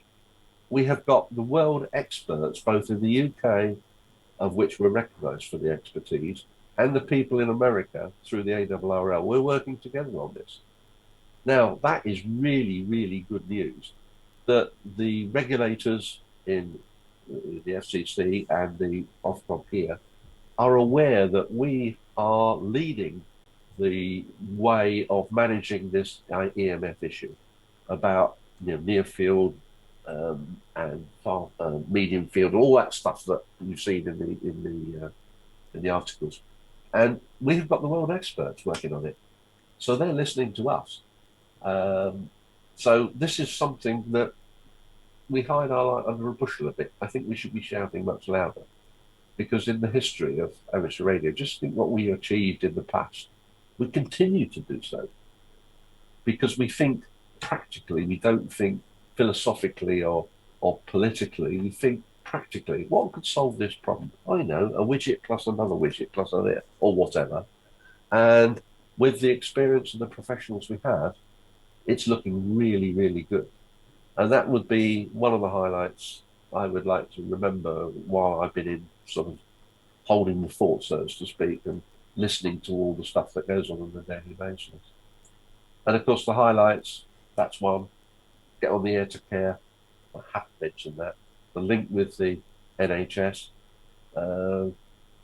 brilliant, absolutely brilliant. And as we are supposedly, I say supposedly because I'm sure some people don't accept it, we are the representative society for amateur radio in the UK, and we're doing our very best to do exactly that, both in this country and where we can internationally. So, what is amateur radio, and what, why would I have been interesting? Well, there's the competitive element, but there's the social element. It encompasses both, doesn't it? From one to the other. You can use milliwatts if that's your thing, and I can't even spell milliwatts. There's 2 L's in milliwatts. Thank you very much for pointing that out, somebody. That's kilowatts. It can be young to old. I think our youngest licensed person is now, I can't remember, I think it's 7 or 8, very young. And I think our oldest member has just reached 100. I saw one the other day. We've got publishing from one end to the other. We do modern stuff. We've got historical technology groups like VMARS and others. We can go from the very simple to the very complex. And we've got the latest stuff, the latest emerging technologies and merging of technologies between computing and communications and everything in between. So what does amateur radio not impact is probably an easier question rather than what does it impact. I think the future is extremely positive. I'm at the end of, not the end, but I'm at the time of life where I don't look for challenges so much as I used to. But anybody looking for a challenge, I'd encourage them and support them. This is a brilliant hobby because it can go in all sorts of directions, from building organs to whatever. And there's some of my weird projects. Just to finish off, there's some projects there. Am I fixated with numbers? These are projects I've made in the last 6 to 9 months. Well, you've all seen the Nixie clock. That's not particularly new, but someone gave me some Nixie tubes. So I thought, what can I do with them? So I bought some bits and pieces and made a Nixie clock. I still like that. It's in my workshop. Then I thought, well, what about those of us that used to have pinball machines? I don't suppose most of the younger people will have ever seen a pinball machine, but they used to have these communicator things, which very loudly clicked. There's a solenoid at the back, and it turns the number 1. And you used to get your score on these. So there's 4. That's a clock driven by an Arduino, which works, but it's so noisy I can't have it in the house. Because every time it clicks, it goes clatter, clatter, clatter. And so those 2 things. The top left is a high-quality amplifier, which I decided I wanted one. I've no idea why. It's sitting on the shelf above my head here. Not switched on yet, but there we go. It will be. And they're valves, Ian, aren't they? Because I saw a comment. Yes. It's long disappeared now, but it's someone who said, "Oh, bring back valves into the syllabus." So clearly, you love your thermionic valves. They're 300Bs PA tubes, and I think it's ECC 83. But the big thing about that is all those tubes were made in the UK in the last year. No, really? Oh yes, yes. And that was not an offshoot of. There's a couple of organisations, both of which I've been a member for many years. There's the VMARS, of course, which is made in the military, but there's the what's it called? BVWS, British Vintage Wireless Society, and an offshoot of that is they supply components. Like, for example, where can you get 450 volt rated capacitors at a reasonable price? Well, you can get them from them because they buy them in bulk from the manufacturer. You can buy them as a member. But an offshoot of that is that the people in West Midlands bought all the machinery that used to make valves from, I think it was Serbia. Well, someone will correct me. It's somewhere where it ended up when all the factories. Yeah, because I must admit, the last thing I heard, I thought a lot of the valves were being made in Russia, was what I heard. Yes, that is true. They still do. But this machinery was bought from, I think it was Serbia. It was somewhere where Mullard and other places had closed down in this country, and the international companies had bought them, found there was no market, and they just collected dust. So they were brought back to this country. They were installed in a factory I can't exactly remember where, somewhere in the West Midlands. And Braemar was born again.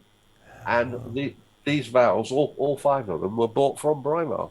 Fantastic. Well, that's good to know. So, yeah, it's just the way things have turned around. And the service is exemplary, because I don't know how many customers they've got. Must have enough to warrant them running the company. But it's a brilliant opportunity. Bottom left is quite obviously that's a 2-manual one. That came out of an organ which I purchased on eBay for 25 quid, the whole organ. And I wired the keyboards up, but didn't decide to use them in the end. I've got different keyboards now, the ones behind me. And on the right is the pedal board, just to see how big it is. And that's all wired up to be wired into the computer for the pedal board for this organ. So there we go. Oh, the top right is a electronic load, which I intended to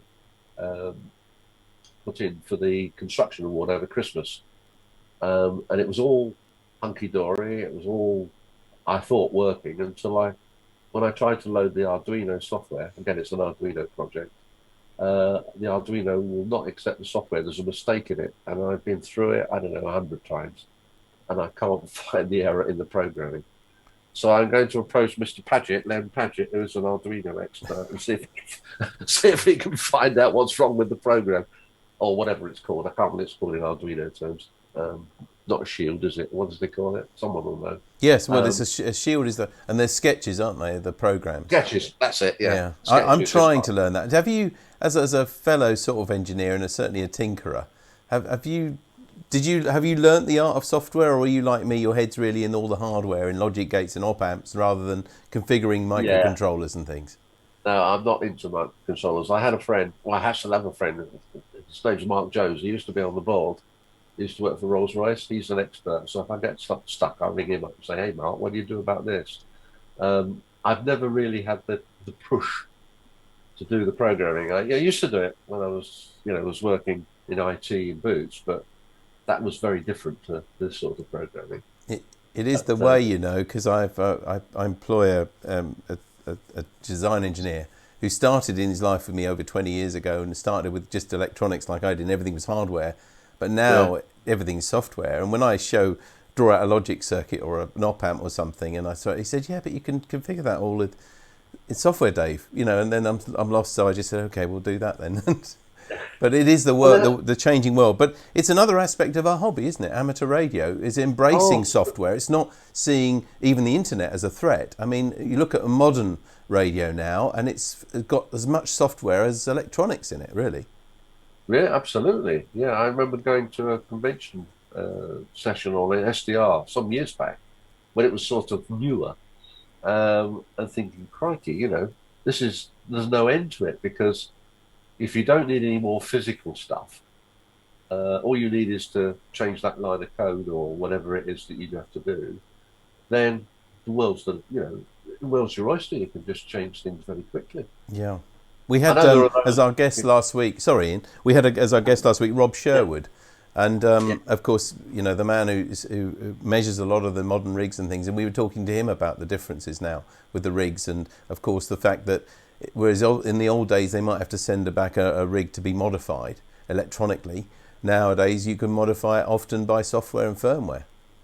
Absolutely. Yeah. Yeah. Well, I've known that with this organ software, because they say, it's called Hauptwerk for anybody that's interested. It's HAUPTWERK, Hauptwerk. You have to buy a license, of course, which is quite expensive. But I was telling you on the call last week that the computing power you need to run it is not insignificant, because I run it I built a new computer from scratch, from bits, not just any bits. I bought the bits and put them all together, and with flash drives for the operating system so it worked quickly and all that stuff. I got it working, plugged this out working, and it sort of it didn't grow to a halt, but it wasn't that good. I thought I was very disappointed, because this was a top-end i7 processor. I had 64 gigabytes of RAM in it, all the storage that storage is cheap these days. So I had a big, two very big terabyte drives, and it still wasn't right. So that's why I invested in this twin Xeon processor jockey with 128 gigabytes of RAM and 7 terabytes of storage. And you got those water pipe cooling it and all that sort of thing. I should think so. Well, I know it's a Hewlett Packard, and there's only 2 fans in it. How they get it cool, I don't know. Well, it must have been wonderful in this cold weather we've just had. Yeah, I'll put it under the desk and switch it on, and it's like having a linear amplifier in the room, Ian, I hope you can stay with us a little bit longer, because I haven't really put out there, even though we've had quite a lot of interaction already. I hope you can stay with us a little bit longer, because I want to just invite people at home to ask any questions that they've got. Absolutely. We've had some lovely compliments, and as you won't be surprised to know, and people think we're going way back now, over an hour. You want me to unshare now? It doesn't matter, actually. It doesn't matter to us, because we can just have you full screen on here. Gordon Young says, has he downloaded Westminster Cathedral organ? I worked on it in the 50s, assisting in the... Oh, it's just gone off. Assisting in the tuning and the repair, he says. Wow. No, I haven't. And I'm not aware that it's available yet. We've had a bit of a problem in the last couple of months. One of the companies that does the sampling, they go along with a digital recorder, and they record every pipe, as I said, and every note on every pipe. So it's a huge job. And then they sell that sampled as part of an organ. And the company that does it, Houtwerk do some, and the one company that does the most is in, I think, Germany, but they can't sell into the UK because of Brexit. Oh, really? Because where he was able to sell it, he now says if he's going to sell it into the UK, because of the rules of VAT and whatever, he's now going to have to charge about 50% more than he was charging before the 31st of December. Yeah. Now, I don't think that's just restricted to that sort of project. I think what they're saying is that because you're buying a license, it's different to buying a product. I know that because I used to do VAT. But there's something changed, and I think it's subtle changes in the small print of the us leaving Europe, and this is one of the ones that's done it. Well, as someone who runs a small business and also deals internationally, I mean, there are changes, and they've taken a while to get their head around. We don't want to get political here, but just because the deal was done so late in the year, day before Christmas Eve or something. But there are ways around it, and I don't think we should fear that things... I just think that things will be on frozen for a while, because they don't want customers receiving something in Britain in particular, or the other way around, and then having to pay an unexpected bill. It's really all about sorting all that paperwork and things out so that people can see the price it will be when it lands with them, as we've been used to buying things like that from Europe. That's my understanding of it as a small businessman running it. But we've got lots of other... Sorry. Well, we've got lots of other questions coming in, and so this is an opportunity for you at home. If you've enjoyed, and I'm sure many of you have, most of you have, enjoyed Ian's talk, but you've got a question or something that you've been dying to ask, then this is the time to ask them now, either on BATC or on Facebook. We'll try and get through as many varied ones as we can. Excuse us if we miss any, because as you'll know, if you've been watching these, there are an awful lot. I mean, there's 103 comments on Facebook alone, Ian. So and that's and there's probably an awful... I said the right thing. Well, I've tried to pick some things out as we were going along to make sure that we cover as much as possible. Tammy's going to help me on this as well, I think. What do we need to cover here, Tammy? I saw a question come in a moment ago on Facebook. Where is that now? Let's read some of the compliments as well. Leslie Cropley at Les G0DFC says, very inspiring talk, Ian. Many thanks to you and NARC for putting it on. Lots of compliments like that. We've got Steve G4EVK. He's one of our sort of troublemaker slightly. He said to you, and I promise I didn't put him up to this, but he asked right early on, is Ian going to be coming up through the floor with your organ? And you and I joked about this when we had a tech rehearsal the other day. Well, do you know, I must give you an anecdote. It's directly related to that. There's a place near here which used to be the Cooperative Society training venue, and it's out towards Loughborough from here in the East Midlands. And in there they had an organ, which used to come up out the floor. And my wife and I went with some friends twice, I think, there. It's a wonderful. It was a theatre organ, not a pipe organ. So not quite what I would like, but really good anyway. And I think the second time we went, it was built. The organ was sort of suspended at the bottom with Dexian framing, if you understand. There was a slotted angle stuff that we used to build everything with in those days. And I said, that doesn't look very good. And then it was only about a year later that health and safety people condemned it and said, you can't get public in there, it's unsafe. That venue is now the UK Centre for the Armed Forces Disability Training. I can't remember the exact name of the place. That took over from, if you get injured in the services, that's where you're cared for. It's a remark. They've spent millions and millions of pounds on it. But every time I drive past it, I think of the chap and the organ coming up out the floor and just how they had to close it because of health and safety. So you haven't started digging the hole in there in your shack yet? No. I think I'll draw the line at that one. We've got to say, lots of people saying things. We had Graham came back and said, wow, what a fantastic presentation. Worked alongside Ian as a fellow DR for years, always willing to help at bookstores around the regions, brilliant background and life story, and a behind-the-scenes snapshot to some of the workings of the RSGB. Thank you, Graham. Yeah, very inspiring talk. Lots of people were saying things. What do you did put on your last slide, I think, about the future. Yeah. Taking your RSGB chair hat off for a moment, how do you think the hobby is going to look after the pandemic has settled down, we return to a normal life of sorts? We've clearly got a lot more people into the hobby now. Do you think that that's got longevity and there are people that we can keep in the hobby to build it and maybe encourage some of the younger members in particular, which I know is something that RSGB are very keen to encourage? Well, we'll sort of answer in three parts. I'll do a Boris Johnson on it and pass it to the left or to the right. Okay. But unfortunately, there's only me. Building amateur radio, we've had thousands of people take the exam. Not all those people have joined the RSGB, of course. We have approximately the percentages are however you calculate them. So there's not much point in rehearsing what percentage of amateurs we have in the RSGB. But if I take my RSGB hat off and think, what about what's going to happen to amateur radio? I think it will continue to evolve. I think the things that we were talking about, like Arduino, Raspberry Pi, BBC, the new thing, whatever it's called, not BBC Micro, that's ages old, but the new one. The Microbit? Microbit, that's the one, thank you, David. And all those they'll be integrated. They are being integrated now, and they will take a bigger part.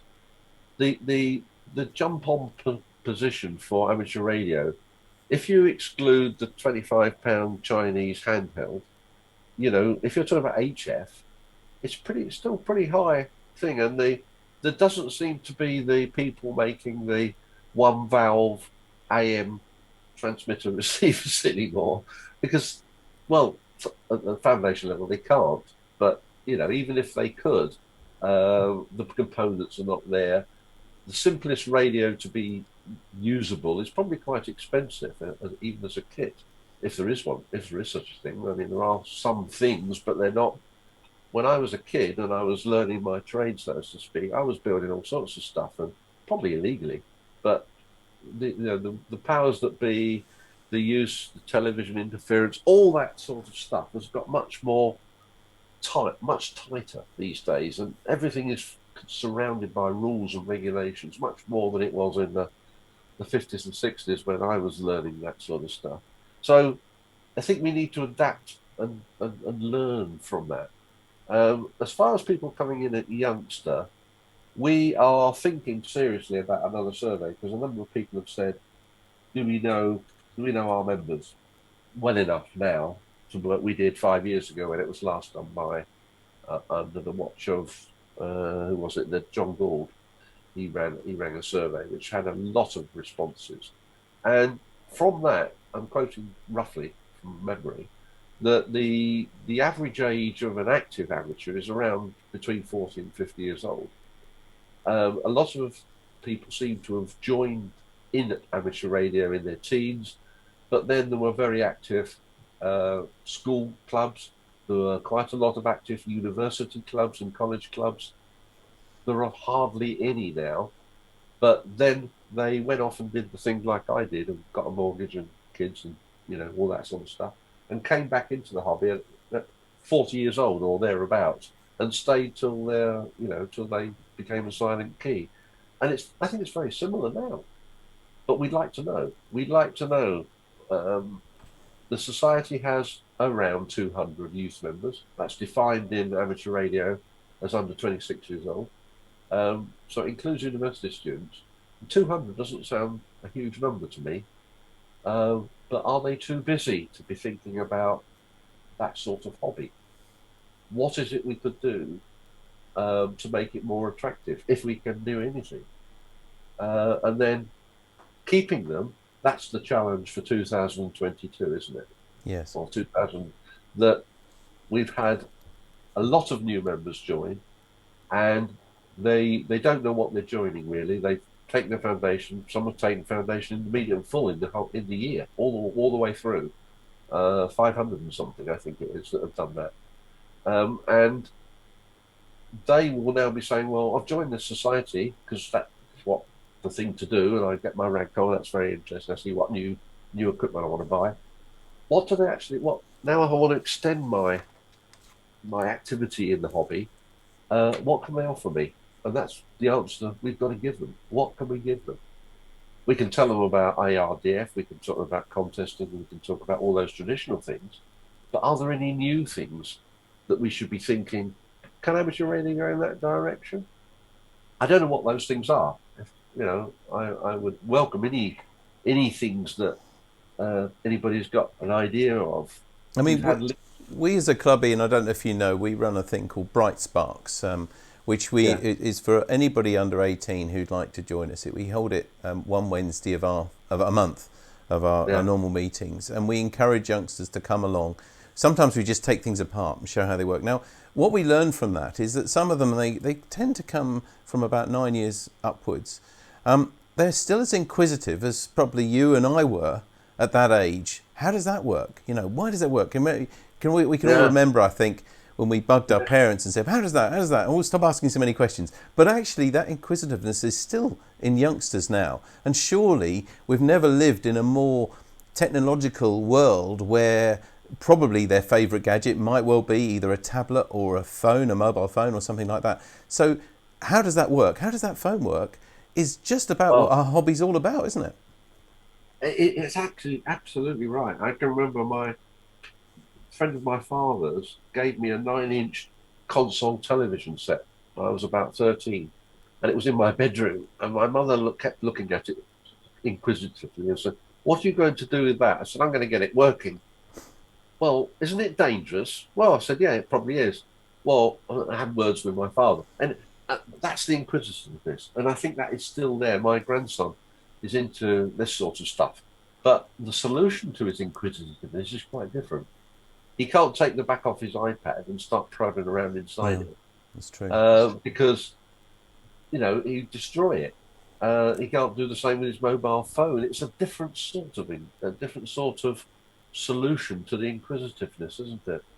And I'll share this with you if I may now, Nee. And I mean, a lot of club members will know what I'm about to say, but I know there's a lot of other people watching this, and maybe it's something you could take back as well.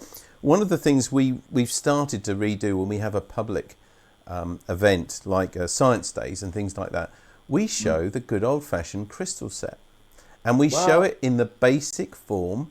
It's a hand-wound coil of wire, of normal just wire wrapped around something a bit bigger than a toilet roll, a sort of poster type roll, and a diode. We have to use a Schottky diode now because germanium diodes are very hard to get hold of.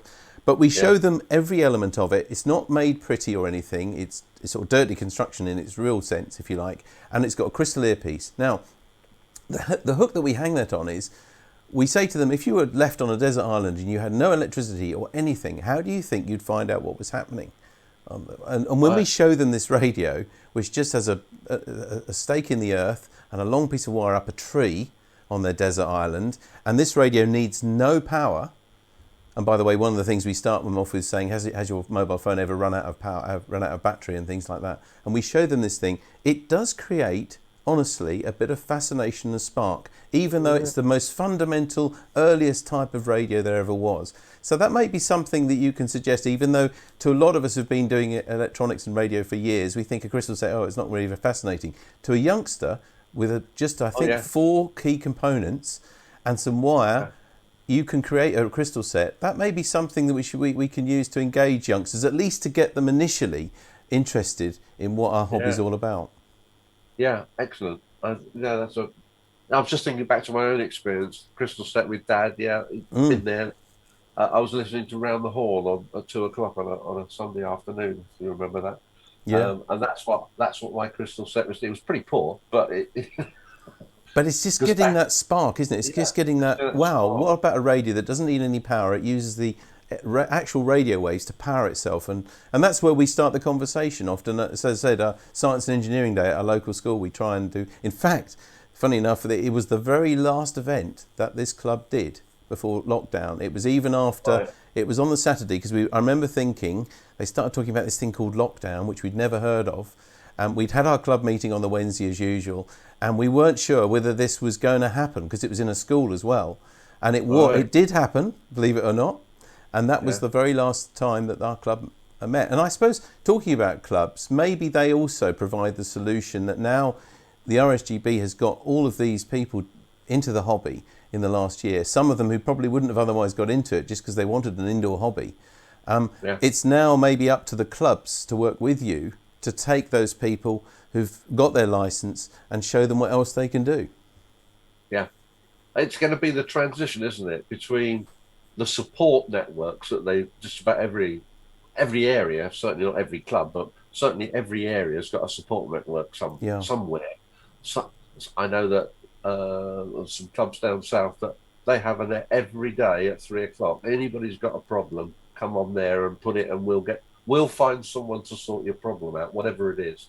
That's really brilliant, that sort of thing. And that's happening all over the country. Yeah. But how do they then transition back to the Monday night in the shack, drinking coffee and talking about, I had a test for this last week. And, you know, that's what those conversations about. The social side, it's a very big part of what got me into and why I stay in amateur radio, because you learn so much and meet so many wonderful people. Yeah.